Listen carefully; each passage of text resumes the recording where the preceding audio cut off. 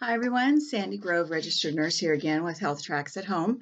I'm hiding in my middle bedroom because I'm having construction done on my house. So if you hear some pounding in the background, sorry, I'm trying to find a time of the day where I can actually say hi to you and videotape this without them rattling the walls.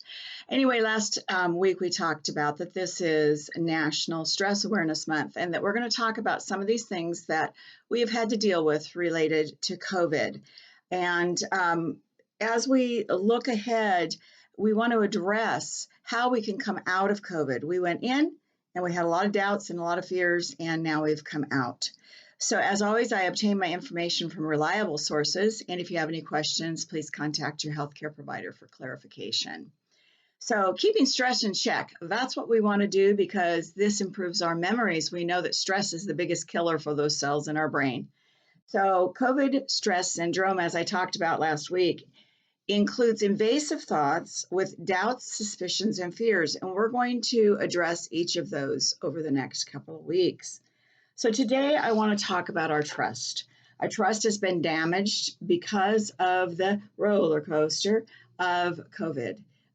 We're doing fine, now we're not doing fine. We're in, we're out, we're in, we're out. And it has really affected our trust level for anything on any level.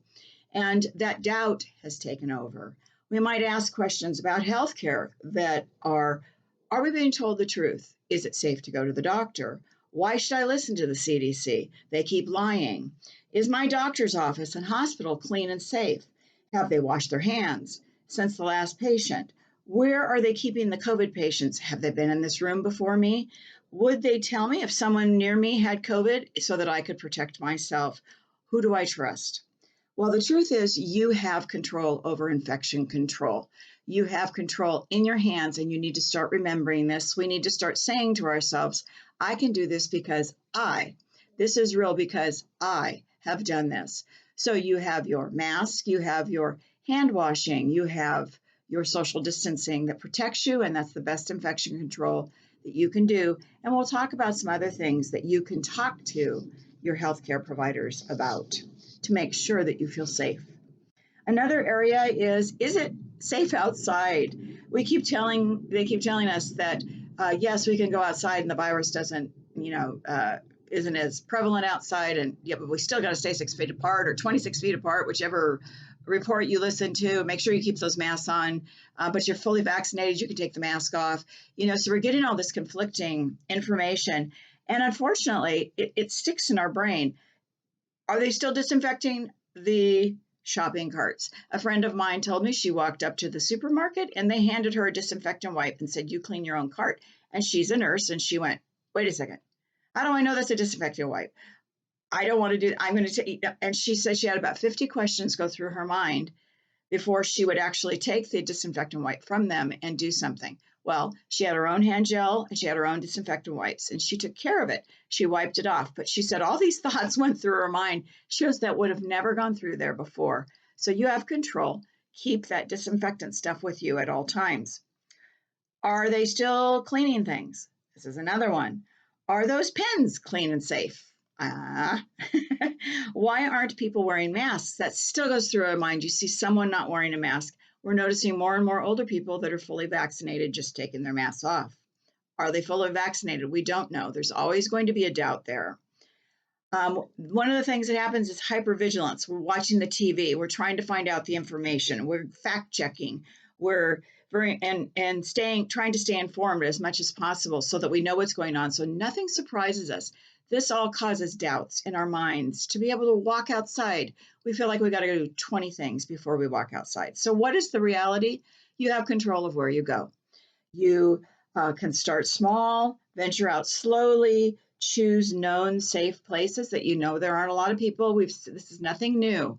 This is real. You have a choice. You can go out, you can be outside, you can walk, you can be around people. Just keep that social distancing. It is safe, and it's getting safer and safer every day. Another one, are those vaccines safe? This is right now a very prevalent doubt. Are they telling us the truth? Are these vaccines going to do something to us? Will I have a reaction to the vaccine? Well, I will tell you that the vaccine are safe. We have used mRNA technology and the DNA technology for other medications that have been proven over time and used with kids and with adults and with cancer treatment, etc. Yes, this is new for vaccines, but it is not new technology overall. So, but our doubts are not unfounded. I had concerns about taking the vaccine, and I'm a nurse. I went ahead and I took the vaccine, and I got very sick. Unfortunately, I was one of those people. I said, well, do nurses have to experience everything so they can explain to people you will survive and you're going to be fine? So I'm hoping with my second dose, I'm not going to have any reaction. But I was in bed for 4 days, just feeling yucky. And my husband had no reaction. So luckily for him.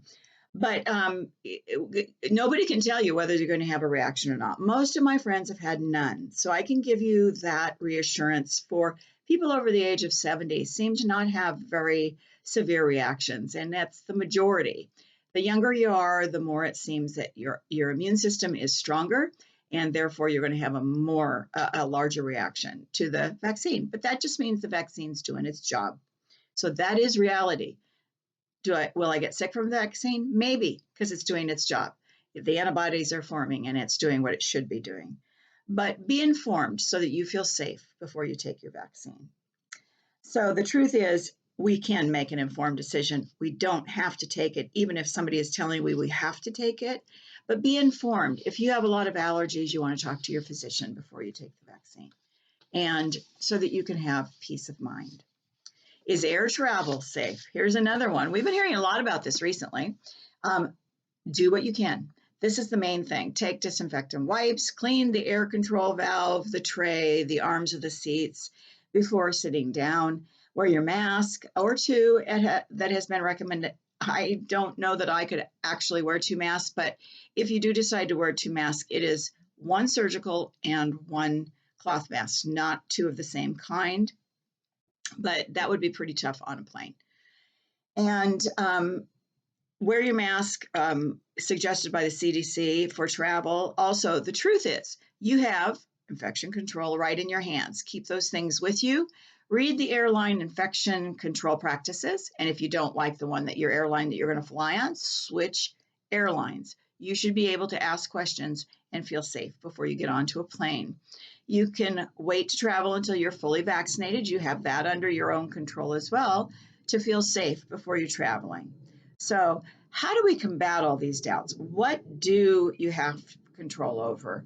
State to yourself, I am safe because I do something. So take control back into your life. Those things you can control, find them and take control back into your life.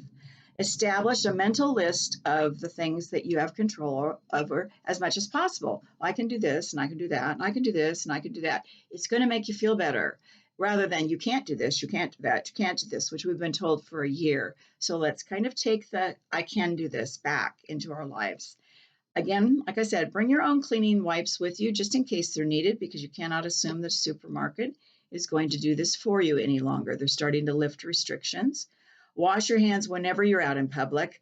This is the best control. Do not touch your mask. Do not touch your eyes, your face, your ears, anything when you're out in public as much as possible. Nothing new. Wear your mask even if you're fully vaccinated when you're out. And ask healthcare workers if they've washed their hands. If they have not washed them in front of you, ask them to wash them in front of you. And use your own pin. Don't use anybody else's pins. My girlfriend said she went to the doctor and it said, clean pins, used pins, done pins. And she went, which one is which? So I said, did you take out your own pin? She goes, absolutely. She goes, how do I know? People are going to put it. She goes, I watched a woman put the clean pin, a dirty pin into the clean pin. She goes, you can't trust that. So trust yourself. You have your own pin that you can be in control of. Okay, start small and venture out slowly. Like we said, when you're going outside, choose those places that you know are safe, and then slowly include something else. Maybe one of your restaurants that you really want to go back to that you haven't been to in a while. Go and check it out before you go eat there. Find out what their infection control practices are. Does it look safe to you? Will you be able to eat there? And then go and enjoy yourself. And make sure you wash your hands afterwards. And also, slowly reincorporate fully vaccinated people into your life. So your friends that are fully vaccinated, you know you can be with them. Start 1 at a time, 2 at a time, and instead of large groups, don't go into large groups. so that you start incorporating the people that you love back into your life again and take control of that. Again, get the facts. What the CDC has correctly instructed in the past, they have a long-term history of being a reliable source. Yes, all healthcare and government agencies make mistakes, but over the long run, the long term, they have been valuable and they are right, and they give us great suggestions and guidelines regarding infection control and safety for us. So they do have validated research. Make sure that you're more knowledgeable as time goes on. The more knowledge you have, the safer you're going to feel out in public. Go to the known experts when you want to find out information. Go to your doctor. Go to the CDC. Do not go to the internet and YouTube. Anybody in the world can go on there and give advice. Get those reliable sources that will help you make wise decisions. Go directly to the vaccine manufacturer to read about the vaccine if you have a question. And then if you can't understand it, go to your physician to answer questions, or the county has got questions answered on it for you regarding the vaccines. And also ask your doctor about vaccine doubts. They're going to help reassure you. They're the people that you trust. Before you travel, read Vaccinated and Traveling on the CDC website. Be informed, understand what they say, be well prepared, read the infection control practices, bring your disinfectant kit, try carry-on because that'll keep you away from more people when you're traveling, but don't stop your traveling plans. We've lost so much this last year. Go ahead and plan. And will there still be a COVID threat? Absolutely. So make sure you take those things into account that you can do to travel safely. It's probably safer now than before COVID hit because they have better disinfectant systems in the air. So that's just a couple of things. Next week, we'll talk about the suspicions, and that's a big one for all of us. Stress reliever tip of the day: tap into your senses. Wrap yourself in a warm blanket, pet a dog, hold a comforting object, give yourself a massage of your neck and your face, wear clothing that's soft against your skin. COVID update of the week: we are at 5.9 case rate, 2.3 positivity. We're in the orange tier. Go to the corona-sandiego.com website. Is it .com or .gov? Website and get the information for all of the parameters for being in the orange tier. Exercise tip of the week is a brain tip. Don't skip the exercise. What's good for your heart is good for your brain because it pumps oxygen to those cells. It recreates cells in your brain, and you want to make sure you're doing aerobic exercise at least 3 times a week. And anything that's good for your heart is good for your brain. Remember that. Memory tip of the week: remember when. Go back before COVID. Remember what life was like. Remember how you had control over your life and what you can take control back of. And nutrition tip of the week is: what is free range? Producers must demonstrate that animals have been allowed to have access to the outside for at least part of the day instead of being in an enclosure for 24 hours a day. So that's the easy tip. I hope that this has been helpful, today, and that you have enjoyed what I'm talking about, and hopefully it helps alleviate some of your doubts. We all have them. You're not alone. And I get my information from reliable sources. If you have any question, like I said, contact your healthcare provider. I've got a cat down here bothering me. God bless you. Stay safe. Remember, still wear your mask, social distance, be safe out there, wash your hands, and enjoy the beautiful weather that God has given us in San Diego County. God bless and stay safe. Bye-bye.